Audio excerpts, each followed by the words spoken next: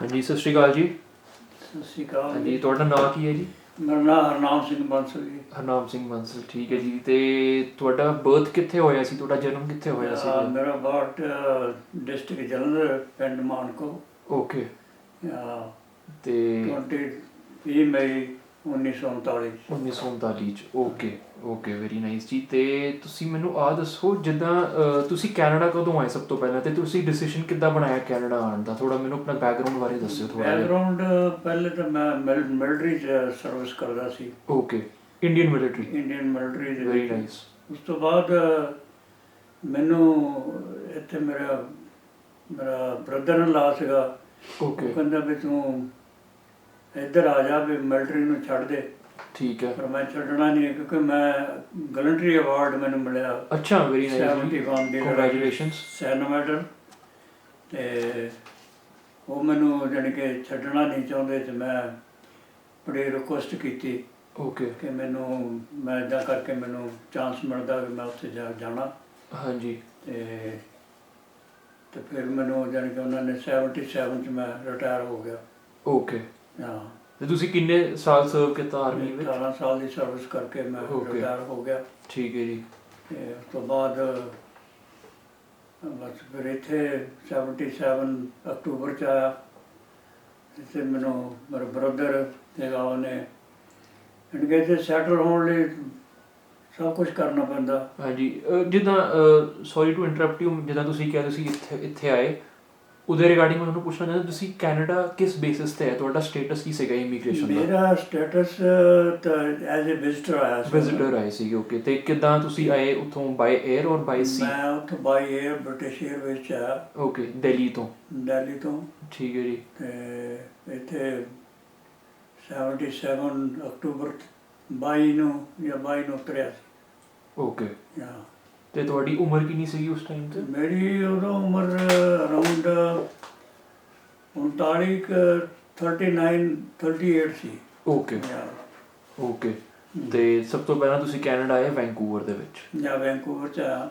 Okay. ਅਤੇ ਉੱਥੋਂ ਫਿਰ ਮੇਰਾ ਬ੍ਰਦਰ ਇਨ ਲਾ ਮੈਨੂੰ ਇੱਥੇ ਪ੍ਰਿੰਸ ਜੌਰਜ ਲਾਇਆ, ਕਿਉਂਕਿ ਉਹ ਇੱਥੇ ਰਹਿੰਦੇ ਸੀਗੇ। ਓਕੇ। ਮੇਰੀ ਸਿਸਟਰ।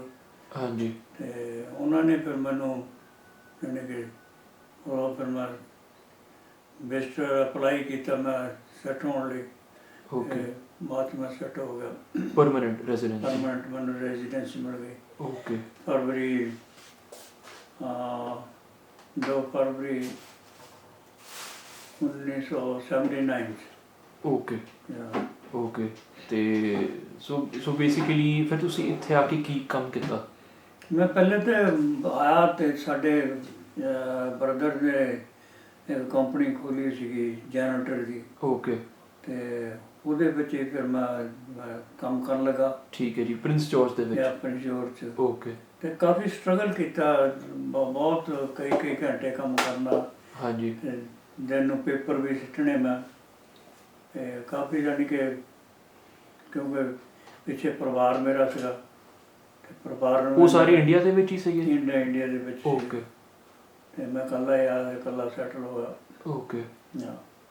ਤੇ ਕੀ ਕਹਿੰਦੇ ਆ, ਫਿਰ ਤੁਸੀਂ ਪ੍ਰਿੰਸ ਜੌਰਜ ਹੀ ਰਹੇ ਕਿ ਤੁਸੀਂ ਕਿਤੇ ਹੋਰ ਵੀ ਸਿਟੀਜ਼ ਗਏ? ਮੈਂ ਜਿਉਂ ਆਇਆ ਮੈਂ ਪ੍ਰਿੰਸ ਜੌਰਜ ਹੀ ਰਿਹਾ। ਪ੍ਰਿੰਸ ਜੌਰਜ ਹੀ ਰਹੇ? ਓਕੇ। ਤੇ ਤੁਹਾਡੀ ਫੈਮਿਲੀ ਕਦੋਂ ਆਈ ਫਿਰ ਕੈਨੇਡਾ? ਮੇਰੀ ਫੈਮਿਲੀ 2090 ਦੇ ਵਿੱਚ ਆਈ ਹੈ।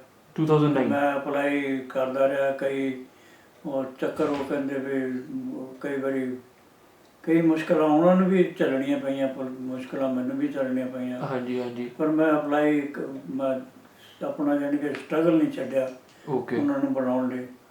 ਆਖਰ ਫਿਰ ਉਹਨਾਂ ਨੂੰ ਵੀਜ਼ਾ ਮਿਲ ਗਿਆ। ਓਕੇ। ਹਾਂ।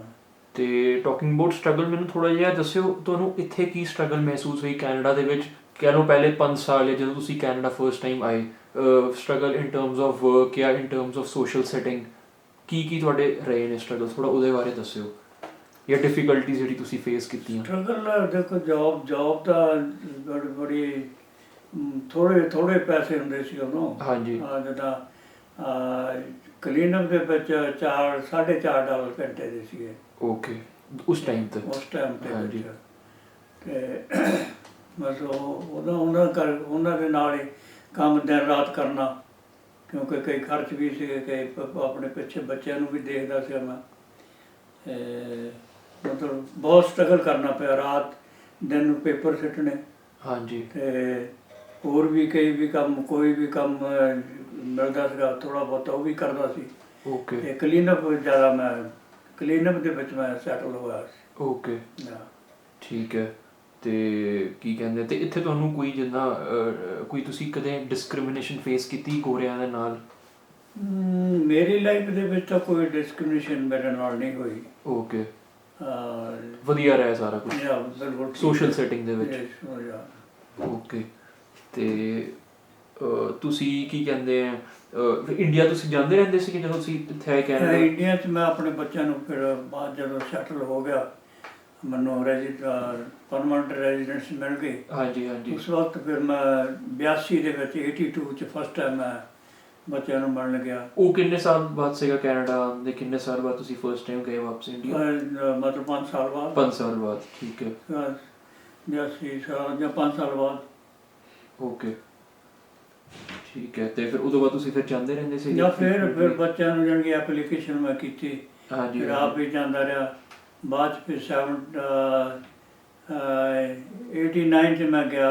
89 ਦੇ ਵਿੱਚ ਮੈਂ ਜਾ ਕੇ ਪਰਸਨਲ ਉੱਥੇ ਕਾਉਂਸਲਰ ਨੂੰ ਮਿਲਿਆ ਓਕੇ ਤੇ ਉਹਨੇ ਕਿਹਾ ਵੀ ਤੂੰ ਸਾਡੇ ਨਾਲ ਬੁਲਸ਼ਿਟ ਬਹੁਤ ਕੀਤੀ। ਅੱਛਾ। ਮੈਂ ਕਿਹਾ ਮੈਂ ਬੁਲਸ਼ਿਟ ਠੀਕ ਆ ਕੀਤੀ ਆ, ਮੈਂ ਆਪਣੇ ਅੱਛੀ ਕੰਟਰੀ ਲਈ ਮੈਂ ਕੀਤੀ ਆ। ਹਾਂਜੀ ਅੱਛੀ ਕੰਟਰੀ ਆ। ਹਾਂਜੀ। ਨਹੀਂ ਜਿੱਦਾਂ ਤੁਸੀਂ ਕਹਿ ਰਹੇ ਹੋ, ਉਹ ਕਹੇ ਸੀ ਤੁਸੀਂ ਕੋਈ ਲਾਈਕ ਗਲਤ ਫੈਕਟਸ ਉਹਨਾਂ ਨੂੰ ਦੱਸੇ? ਗਲਤ ਕਈ ਆਪਣੀ ਫੈਮਿਲੀ ਨੂੰ ਇੱਥੇ ਬੁਲਾਉਣ ਲਈ? ਓਕੇ ਓਕੇ ਮੈਂ ਓਕੇ। ਕਿਹਾ ਠੀਕ ਹੈ, ਹਰ ਇੱਕ ਬੰਦਾ ਉੱਧਰ ਅੱਛੀ ਕੰਟਰੀ ਦੇ ਵਿੱਚ ਜਾਣਾ ਚਾਹੁੰਦਾ। ਹਾਂਜੀ ਬਿਲਕੁਲ ਮੈਂ ਜੀ। ਕਿਹਾ ਅੱਛੀ ਕੰਟਰੀ, ਇਸ ਕਰਕੇ ਮੈਂ ਫਿਰ ਉਹ ਕਹਿੰਦਾ ਠੀਕ ਹੈ ਤੂੰ ਬੱਚਿਆਂ ਦੇ ਪਾਸਪੋਰਟ ਬਣਾ ਲਾ। ਹਾਂਜੀ। ਉਹ ਪਾਸਪੋਰਟ ਤਾਂ ਬਣੇ ਸੀਗੇ ਤੇ ਉਹ ਕਹਿੰਦਾ ਇੰਡੀਅਨ ਪਾਸਪੋਰਟ ਬਣਾ ਲਿਆ? ਯਾ। ਹਾਂਜੀ। ਉਹ ਕਹਿੰਦੇ ਮੇਰੇ ਸੈਕਟਰੀ ਨੂੰ ਫੋਨ ਕਰ ਲੈ।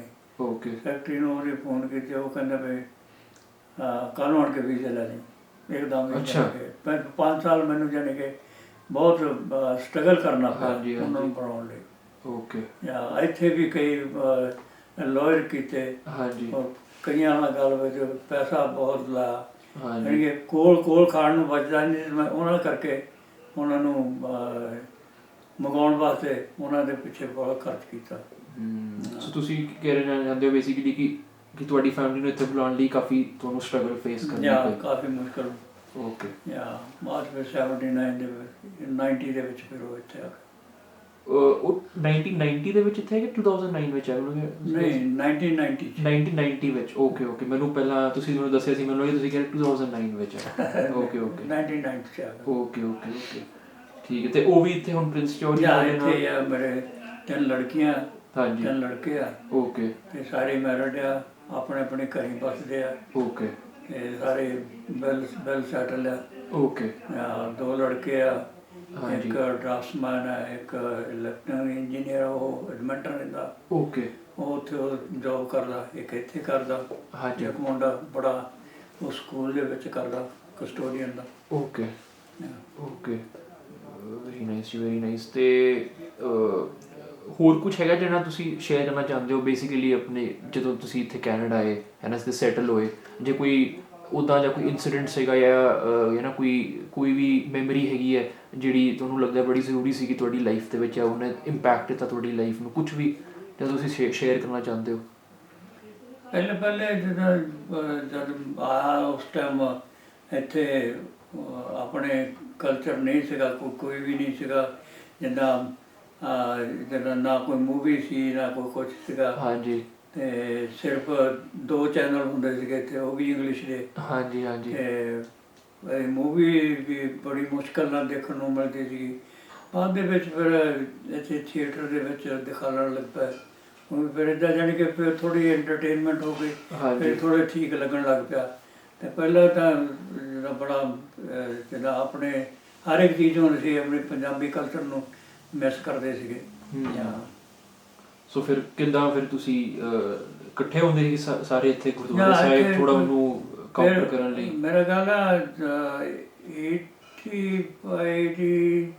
85 84 'ਚ ਮੇਰਾ ਖਿਆਲ ਉਹ ਵੀਡੀਓ ਜਿਹੜੀ ਹੈ ਆਪਣੀ VHS ਆਈ ਸੀ, ਉਹ ਪਹਿਲੀ ਦਫਾ ਮੈਂ 1000 ਦੀ ਲਈ। ਫਿਰ ਅਸੀਂ ਓਕੇ ਉਹ ਤੇ ਮਾਵੀਆਂ ਦੇਖਦੇ ਰਹੇ। ਪਹਿਲਾਂ ਮੂਵੀ ਰੈਂਟ ਕਰਦੇ ਹੁੰਦੇ ਹਾਂਜੀ, ਸੀ, VCR ਯਾ ਮੂਵੀ ਫਿਰ ਰੈਂਟ ਕਰਨੀ $10 ਦੀ ਉਹ ਹੁੰਦੀ ਸੀਗੀ।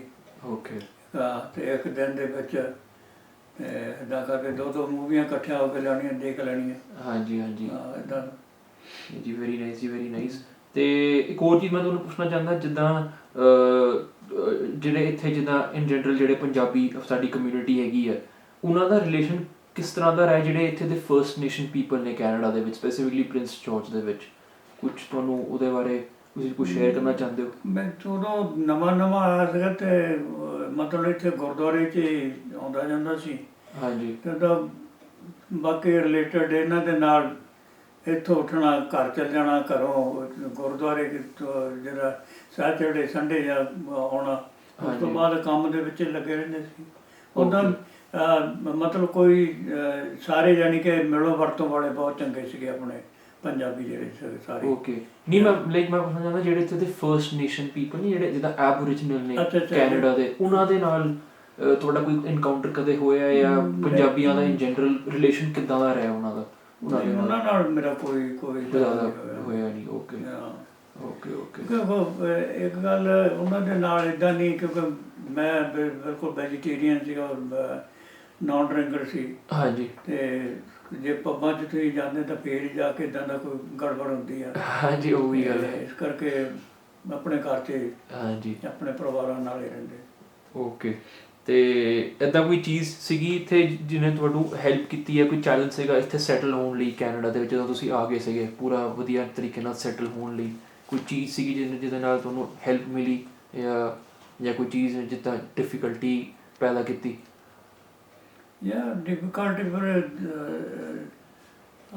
ਜਿੱਦਾਂ ਸਾਰੇ ਭਾਈਚਾਰਾ ਜਿਹੜੇ ਇੱਕ ਦੂਜੇ ਨਾਲ ਮਿਲਦੇ ਕਰਦੇ ਸੀਗੇ। ਇੱਕ ਦਿਨ ਫਿਰ ਇੱਥੇ ਮੇਰੇ ਬ੍ਰਦਰ ਦਾ ਫਰੈਂਡ ਸੀਗੇ, ਉਹਨੂੰ ਚੰਗੇ ਸਾਰੇ ਜਾਣਦੇ ਸੀਗੇ।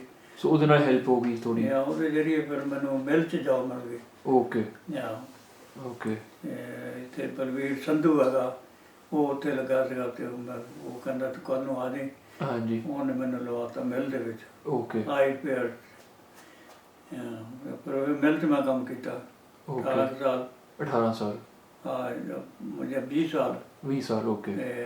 ਮੇਰਾ ਫਿਰ ਹਾਰਟ ਅਟੈਕ ਹੋ ਗਿਆ। ਉਹ ਫਿਰ ਮੈਂ ਕੰਮ ਦੇ ਕਾਬਲ ਨਹੀਂ, ਡਾਕਟਰ ਨੇ ਡਿਸੇਬਲ ਕਰਤਾ। ਓਕੇ 1993 ਚ ਹੋਇਆ ਮੇਰਾ, ਤੇ ਜਾਂ ਉਦੋਂ ਤੋਂ ਫਿਰ ਮੈਂ ਡਿਸੇਬਲ ਹੋ ਗਿਆ। ਓਕੇ ਸੋ ਫਿਰ ਉਦੋਂ ਬਾਅਦ ਫਿਰ ਹੁਣ ਤੁਸੀਂ ਕੀ ਕਰਦੇ ਹੋ ਹੁਣ? ਫਿਰ ਉਸ ਤੋਂ ਬਾਅਦ ਮੈਂ ਬਸ ਪਹਿਲਾਂ ਤਾਂ ਡਿਸੇਬਲ ਇੰਨਾ ਕੁਝ ਕਰ ਨਹੀਂ ਸਕਿਆ। ਹਾਂਜੀ ਬਾਅਦ ਦੇ ਵਿੱਚ ਥੋੜ੍ਹਾ ਬਹੁਤਾ ਆਪਣਾ ਬਿਜ਼ਨਸ ਜਿਹੜਾ ਜਨਰੇਟਰ ਦਾ ਸੀਗਾ ਓਕੇ ਉਹ ਮੈਂ ਚਲਾਉਂਦਾ ਸੀਗਾ। Very nice. ਜਦੋਂ ਨਿਆਣੇ ਵੀ ਆ ਗਏ ਫਿਰ ਉਹਨਾਂ ਦੇ ਵਿਆਹ ਕਰਨੇ। ਹਾਂਜੀ ਫਿਰ ਬੜਾ ਉਹਨਾਂ ਵਾਸਤੇ ਬੜਾ ਸਟਰਗਲ ਕੀਤਾ। ਬਿਲਕੁਲ ਜੀ ਬਿਲਕੁਲ। ਜਿੰਨੀ ਵੀ ਮੇਰੀ RSP ਜਮ੍ਹਾਂ ਸੀਗੀ, ਹਾਂਜੀ ਕੋਈ ਅੱਧਾ ਤਿੰਨਾਂ ਨੂੰ ਇੱਕ ਵਾਰੀ ਇੰਡੀਆ ਲੈ ਕੇ ਗਿਆ, ਉਹਨਾਂ ਦੀਆਂ ਸ਼ਾਦੀਆਂ ਕਰਕੇ ਆ, ਤੇ 2 ਦੀ ਫੇਰ ਦਿਲ ਗਿਆ, ਉਹਨਾਂ ਦੀਆਂ ਸ਼ਾਦੀਆਂ ਕਰਕੇ ਉਹਨਾਂ ਨੂੰ ਲੈ ਕੇ ਜਾਣਗੇ। ਕਾਫੀ ਸਟਰਗਲ ਰਿਹਾ। ਸੋ ਜਿੱਦਾਂ ਤੁਸੀਂ ਕਹਿੰਦੇ ਤੁਹਾਡੇ ਹਾਰਟ ਅਟੈਕ ਤੋਂ ਬਾਅਦ ਕੰਮ ਨਾ ਕਰਨ ਦੀ ਵਜ੍ਹਾ ਤੋਂ ਤੇ ਸਪੈਸ਼ਲੀ ਵਿਆਹ ਦੇ ਖਰਚੇ ਨਾਲ ਤੁਹਾਨੂੰ ਕਾਫੀ ਦਿੱਕਤਾਂ ਆਈਆਂ? ਆਪਣਾ ਜਿਹੜਾ ਪੈਸਾ ਉਹ ਸੀਗਾ ਉਹ ਕਢਵਾ ਕੇ ਜਾਣੀ ਕਿ ਹਾਂਜੀ ਕਰਦੇ। ਓਕੇ ਓਕੇ ਠੀਕ ਹੈ ਜੀ। ਤੇ ਮੈਂ ਤੁਹਾਨੂੰ ਇੱਕ ਲਾਸਟ ਕੁਐਸਚਨ ਪੁੱਛਣਾ ਚਾਹੁੰਦਾ, ਤੁਹਾਡੇ ਕੋਲ ਕੋਈ ਪੁਰਾਣੇ ਜਿੱਦਾਂ ਕੋਈ ਡਾਕੂਮੈਂਟਸ, ਕੋਈ ਪੁਰਾਣੀ ਨਿਊਜ਼ਪੇਪਰ ਕਲਿੱਪਿੰਗਸ, ਪੁਰਾਣੀ ਤਸਵੀਰਾਂ ਜੇ ਉਹ ਤੁਹਾਡੇ ਕੋਲ ਹੈਗੀਆਂ ਨੇ, ਉਹ ਪਲੀਜ਼ ਮੈਨੂੰ ਦਿਓ, ਮੈਂ ਤੁਹਾਨੂੰ ਸਕੈਨ ਕਰਕੇ ਵਾਪਸ ਕਰ ਦਾਂਗਾ। ਤਸਵੀਰਾਂ ਤਾਂ ਮੇਰੇ ਕੋਲ ਇੱਥੇ ਫੋਟੋ ਹੈਗੀਆਂ। ਹਾਂਜੀ ਜਿੱਦਾਂ ਤੁਸੀਂ ਕਹਿ ਰਹੇ ਤੁਹਾਡੀ ਕੋਲ ਤੁਹਾਡੀ ਆਰਮੀ ਵਾਲੀ ਫੋਟੋ ਹੈਗੀ? ਮੇਰੀ ਆਰਮੀ ਵਾਲੀ ਫੋਟੋ, ਮੈਨੂੰ ਅਵਾਰਡ ਜਿਹੜਾ ਮਿਲਦਾ ਉਹ ਮੇਰੇ ਕੋਲ ਬਿਲਕੁਲ, ਉਹ ਸਾਨੂੰ ਪੱਕਾ ਦਿਓ ਤੇ ਮੈਂ ਸਕੈਨ ਕਰਕੇ ਤੁਹਾਨੂੰ ਵਾਪਸ ਕਰ ਦਾਂ, ਬੜੀ ਜ਼ਰੂਰੀ ਨੇ। ਹਾਂਜੀ but thank you so much, ਤੁਸੀਂ ਟਾਈਮ ਕੱਢਿਆ ਇੰਟਰਵਿਊ ਲਈ ਤੇ ਸਾਨੂੰ ਆਪਣੀ ਸਟੋਰੀ ਦੱਸੀ। Thank you so much for that. Really appreciate. ਹਾਂਜੀ ਥੈਂਕ ਯੂ Yeah,